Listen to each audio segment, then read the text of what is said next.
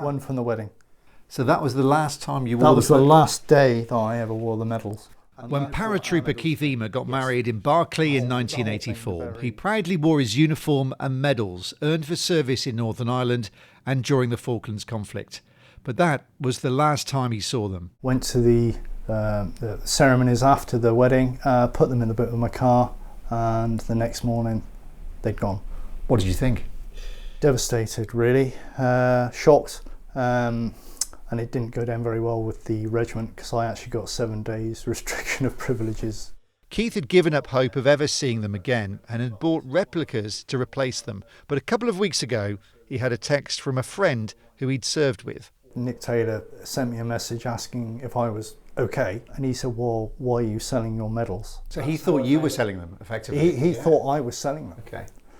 So that's why he was asking me, was I okay? Keith, of course, knew nothing about it. He didn't know where the medals were, but when he checked it out, he found that a military antique dealer in Herefordshire was advertising them, and he knew they were his because his name was engraved on the side. They were on sale for over £3,000. Emotion, pure, utter emotion that I was getting them back, really. It's been on my mind all my life since those days.